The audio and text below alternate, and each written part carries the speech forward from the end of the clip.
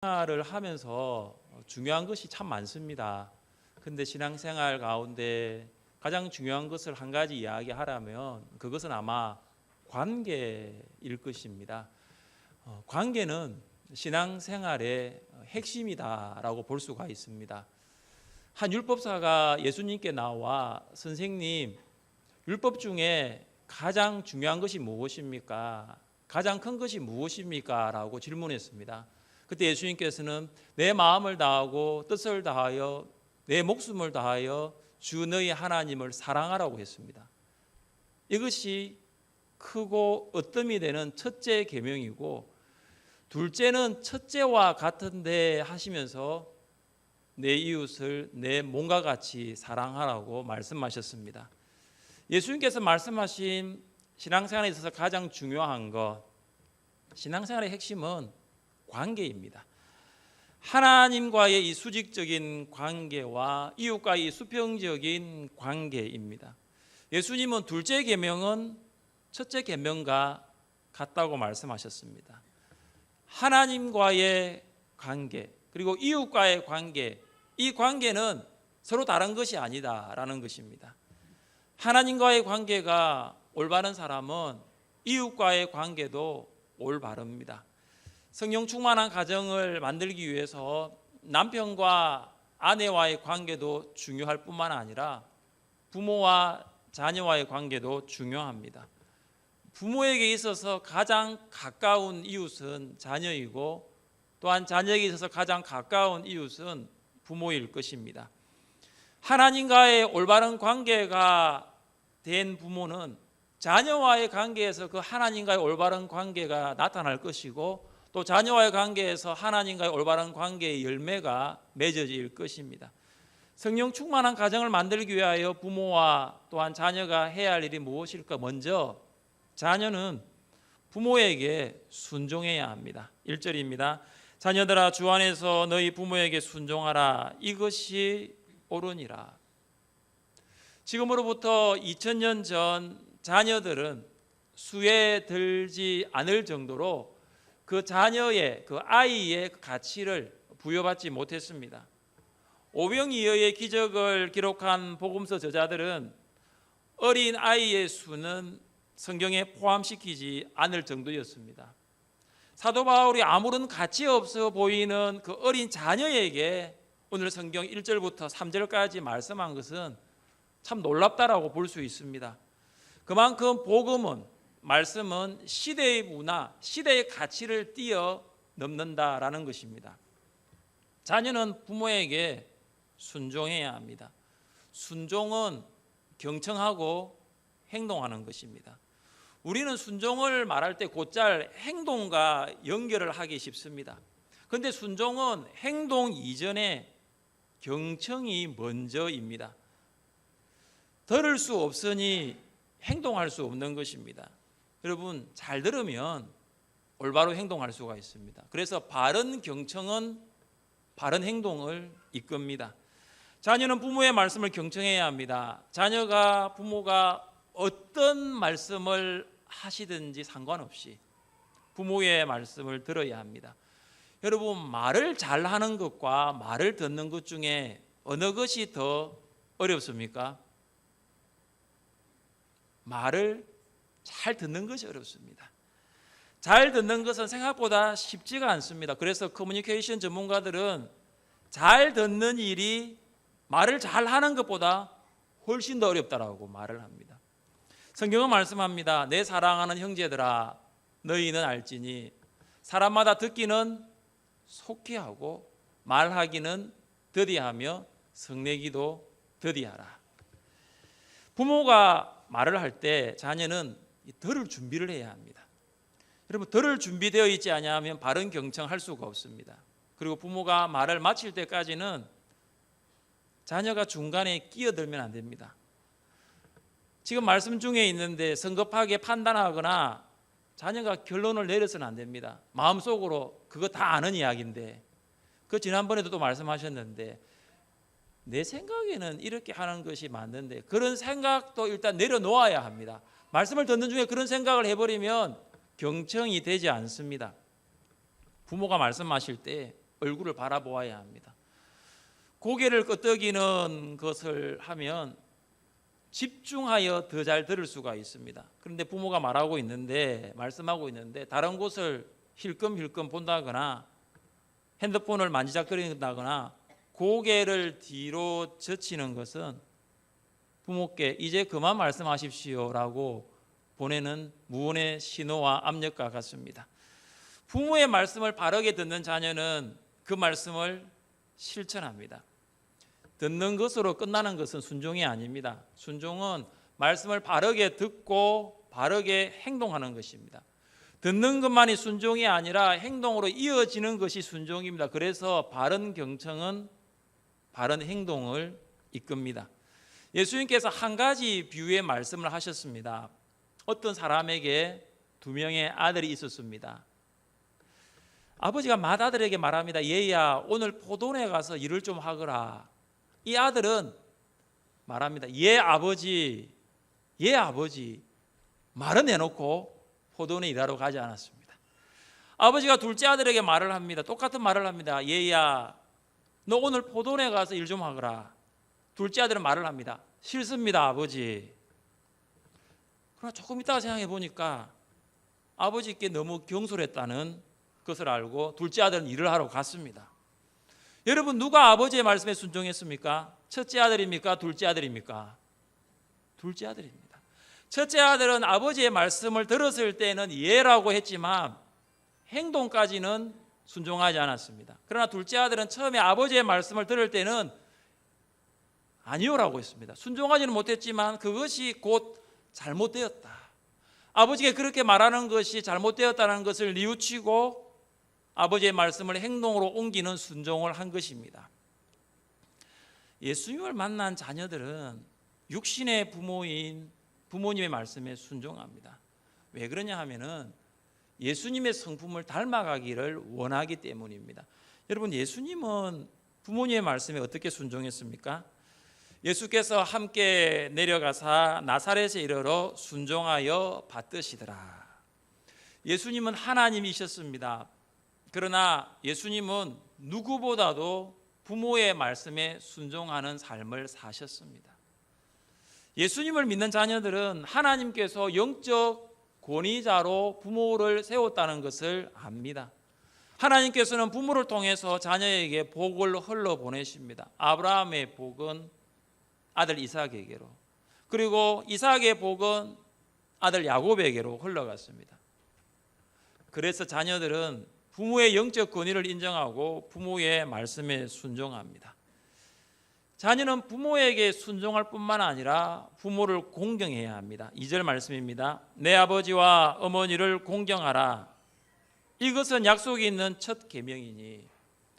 공경은 순종 이상의 의미를 포함합니다. 공경은 사랑하고 존경하는 것입니다. 공경은 존중하고 경의를 표하는 것입니다.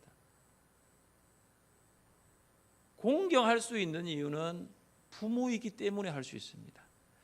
자녀보다 더 많이 배우지 못했더라도 우리를 낳아주신 부모이기 때문에 공경할 수 있는 것입니다.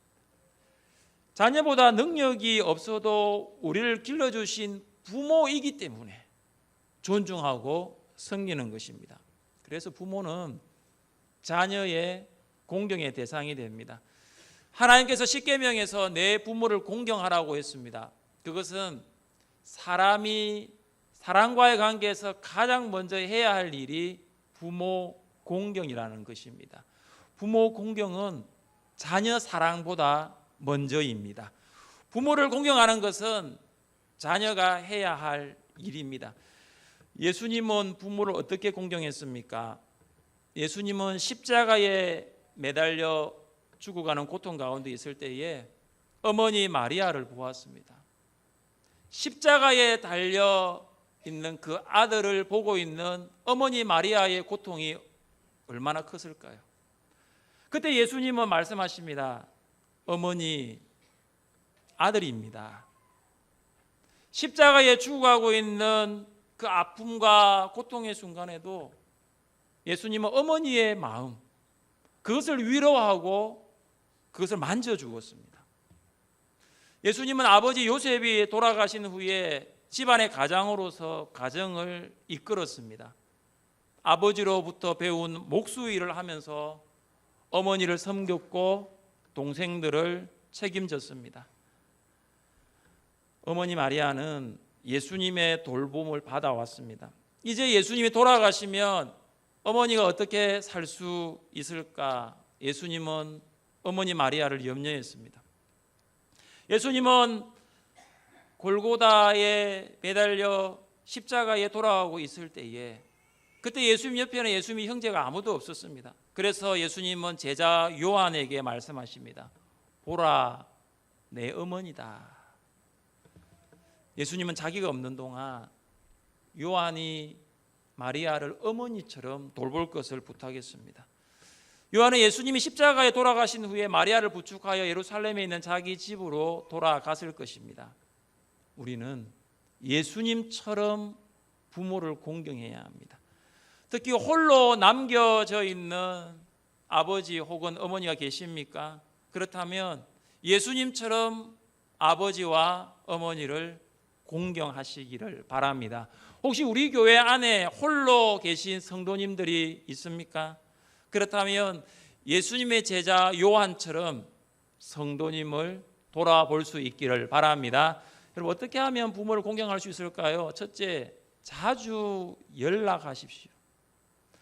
아들은 결혼하여서 직장 때문에 먼 곳으로 가고 딸은 출가 외인이 되어 부모와 함께 할 수 있는 시간이 부족합니다. 자주 만날 수도 없고 직접 얼굴도 볼 수가 없다면 여러분, 전화를 자주 하세요. 가능하면 방문을 하세요. 아니면은 요즘 스마트폰에 영상 통화 기능이 있으니까 영상으로도 통화를 하세요. 자주 여러분 목소리를 들려주시고 안부를 물어보시고 연락을 하십시오. 둘째는 감사한 마음을 표현하십시오. 부모는 우리를 낳아주고 먹이고 가르치고 양육했습니다. 여러분, 부모에게 가장 마지막으로 감사합니다라고 말한 적이 언제였습니까? 우리는 부모의 희생을 기억해야 합니다. 우리는 부모에게 감사를 빚진 것과 다름이 없습니다. 그래서 말로 감사할 뿐만 아니라 물질로도 감사하십시오. 어떤 부부의 이야기입니다. 이 부부는 맞벌이 부부로서 결혼하고 첫 월급을 받았습니다. 그동안 길러주신 부모님께 조금이나마 용돈을 드리고자 남편이 먼저 말을 했습니다. 남편이 아내에게 물었습니다. 자기야, 우리 얼마씩 드릴까? 남편이 잠시 생각하더니 시댁은 10만 원, 처가는 5만 원 어때? 이렇게 했습니다. 그 순간 이 아내의 얼굴이 빨갛게 됐습니다. 아니, 왜 시댁은 10만 원이고 왜 우리 집은 5만 원이야? 심장이 터질 것만 같았습니다. 여러분은 어떻게 하고 있습니까? 한국보건사회연구원이 여러분 18,000명을 대상으로 조사를 해보니까 실제 그런 통계가 나왔어요. 남편 부모에게는 82,000원, 아내 부모에게는 45,000원. 여러분, 남편 부모님도 우리 아내 되신 분들 부모님이고 아내 부모님도 남편 분들은 부모님입니다. 그러니까 왜 82,000원, 45,000원 드린지 모르겠어요. 똑같이 말로도 감사할 뿐만 아니라 물질로도 감사를 표현할 수 있기를 간절히 바랍니다. 셋째는 부모를 위해 기도하십시오. 부모는 우리를 위해 얼마나 많은 기도를 하셨습니까? 여러분, 부모의 기도가 없었다면 여러분 지금 이 자리에 있었을까요? 우리가 아플 때 부모는 까만 밤을 하얗게 지새웠습니다. 진학과 군복무, 취업, 이것을 위해서 누구보다도 간절하게 기도했던 분이 우리의 부모님입니다.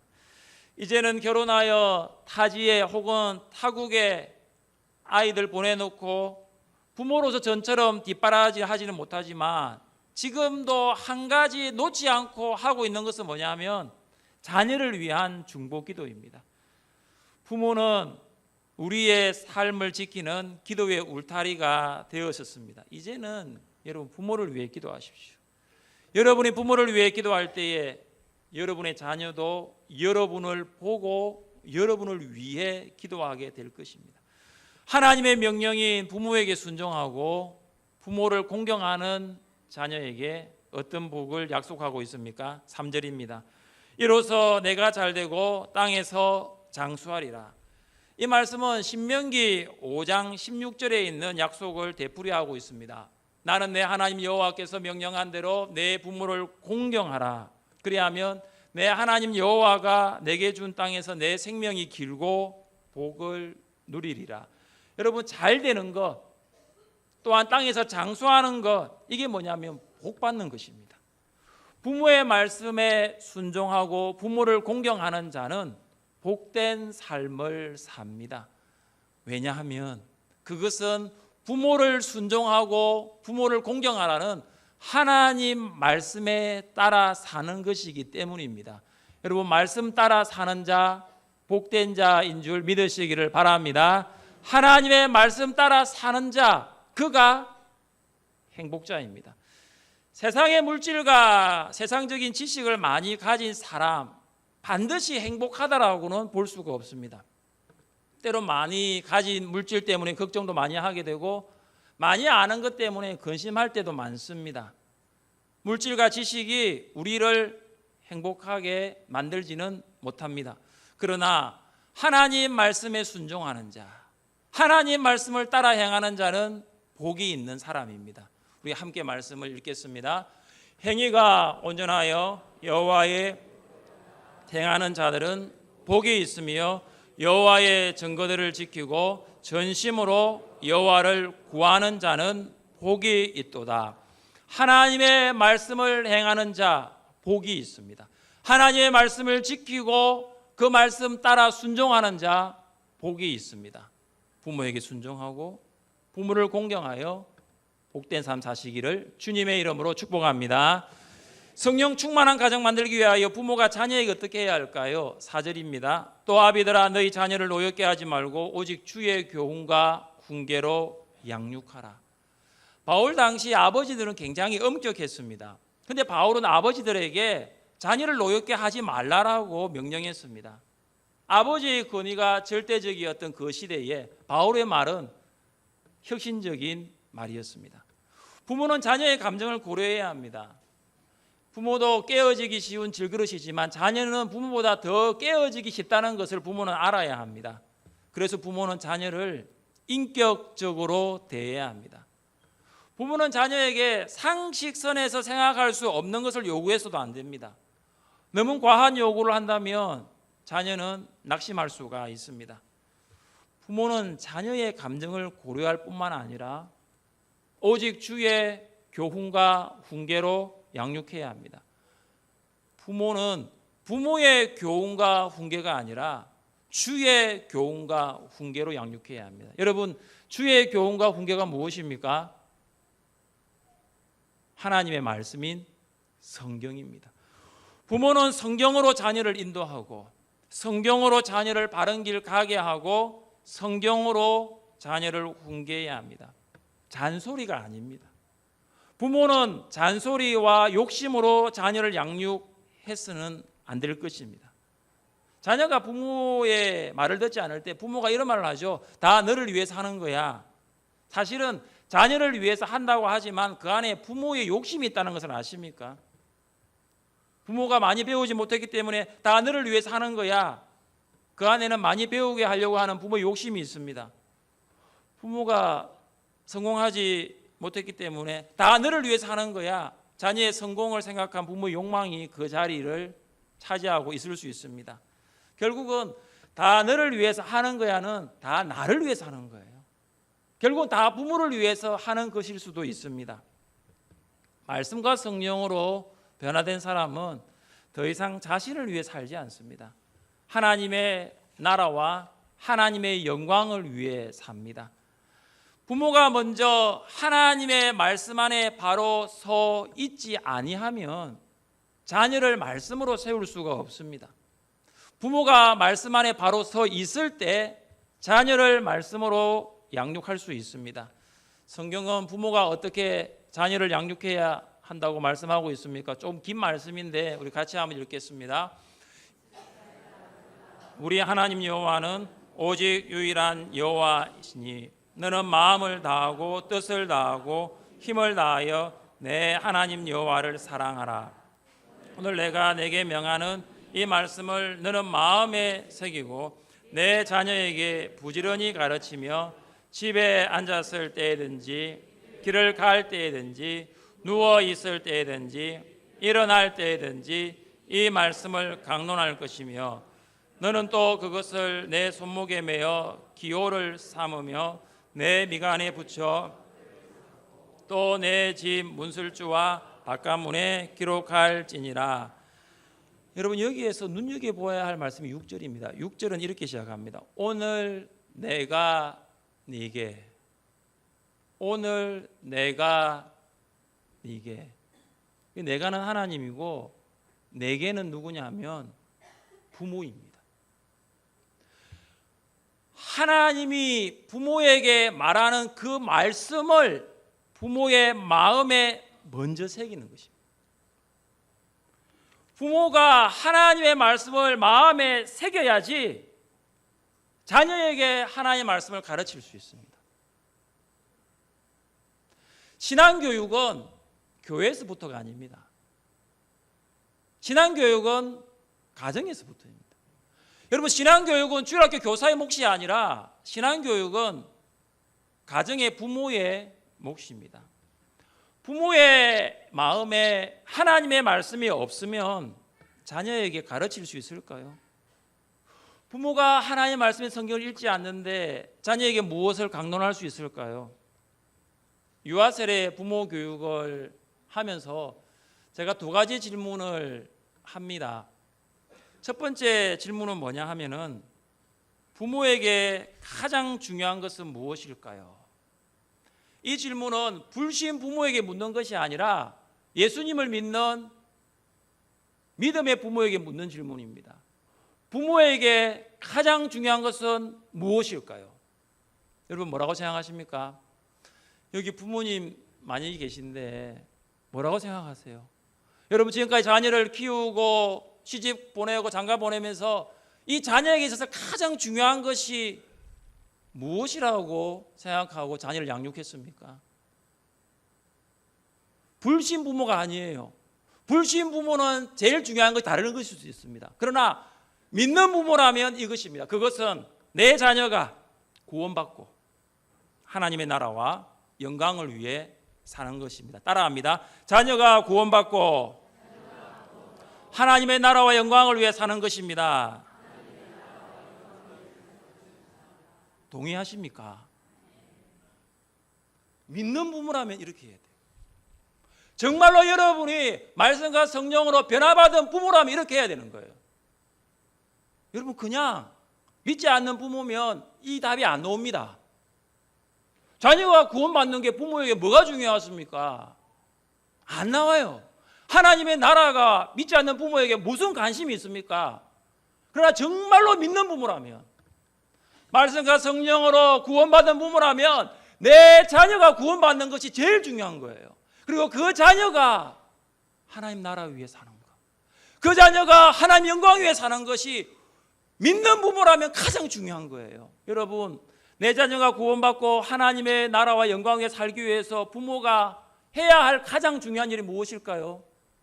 그것은 자녀에게 말씀을 가르치는 일입니다. 여러분 이게 굉장히 중요합니다. 여러분 정말로 자녀가 구원받기를 원한다면, 내 자녀가 하나의 나라 위하여 헌신자로 살기를 원한다면 말씀을 가르치는 일이 가장 우선시 되어야 합니다. 그래서 제가 유아 세례 받는 부모에게 물었어요. 성경은 몇 번 읽으셨습니까? 아무도 말씀을 안 하시더라고요. 그래서 제가 이제 이야기했죠. 5번 읽었습니까? 아무도 없어요. 그럼 4번은요? 없어요. 그럼 3번은요? 없어요. 2번은 혹시 읽었습니까? 없어요. 분위기가 굉장히 무겁더라고요. 그러면 1번은 읽으셨습니까? 몇 사람 손들었습니다.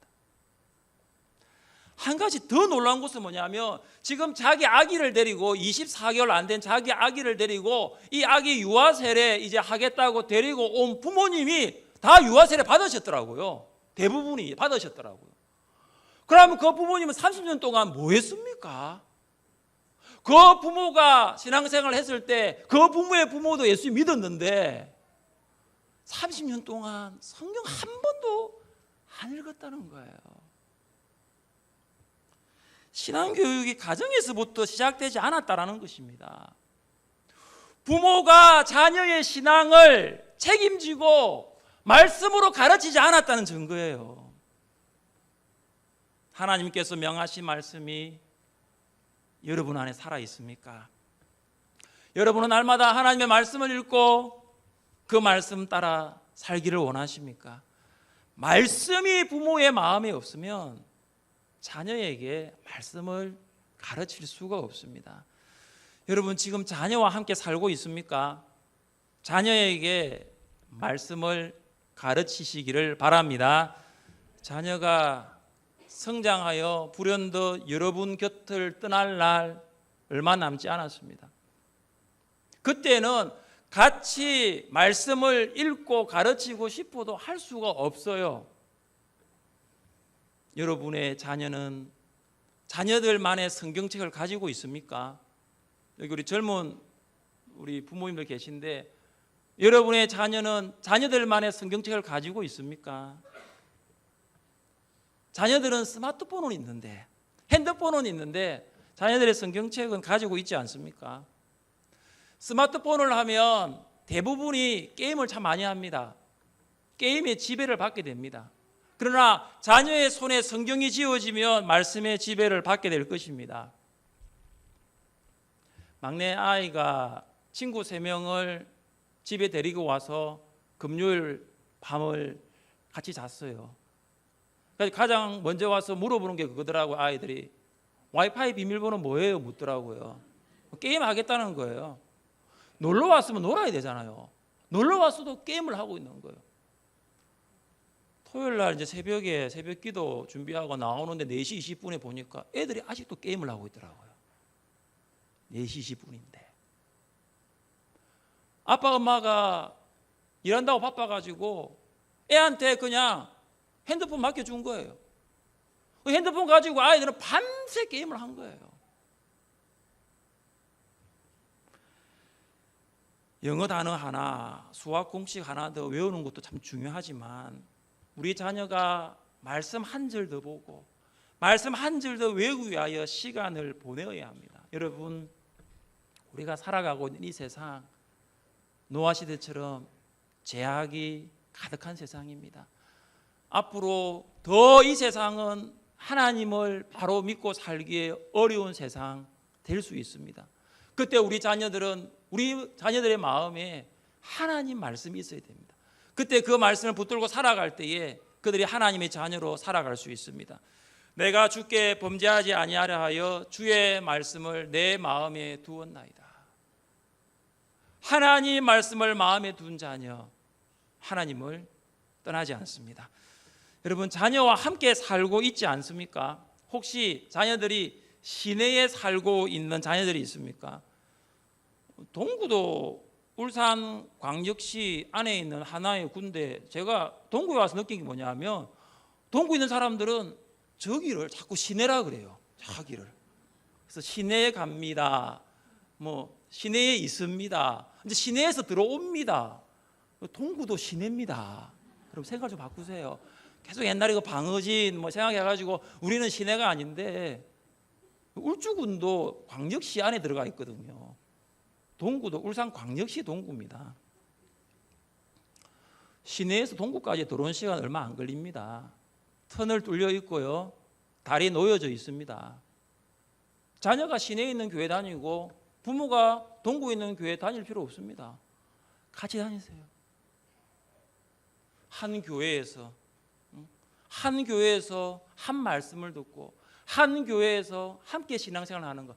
특별히 출가한 자녀는 모르겠지만 아직 미혼인 자녀들은 꼭 교회로 모시고 오세요. 꼭 교회로 데리고 오세요. 출가한 자녀들은 섬기는 교회에서 봉사를 하지만 여러분 아직 결혼 안 한 청년들 그리고 신앙생활을 하지 않고 시내에 살고 있는 자녀들은 교회를 모시고 오세요. 아직은 시간이 있습니다. 아직은 자녀들에게 말씀을 가르칠 수 있습니다. 시내가 아닌 울산을 벗어나 타지와 타국에서 생활하고 있는 자녀들이 있습니까? 함께 말씀을 가르칠 수는 없지만 그 자녀들이 영적인 멘토인 목회자와 믿음의 선배를 만날 수 있도록 기도하십시오. 지금으로서는 말씀을 가르칠 수 없지만 건강한 목회자와 신앙의 선배들이 그 자녀들에게 말씀을 가르칠 수 있습니다. 이제는 자녀도 없고 그리고 연락도 하기도 쉽지 않고 그러면 우리 교회 주일학교 학생들을 영적인 자녀로 생각하세요. 영적인 부모가 되어서 그 아이들에게 사랑으로 섬기고 말씀을 가르치시기를 바랍니다. 마땅히 행할 길을 아이에게 가르치라. 그리하면 늙어도 그것을 떠나지 아니하리라.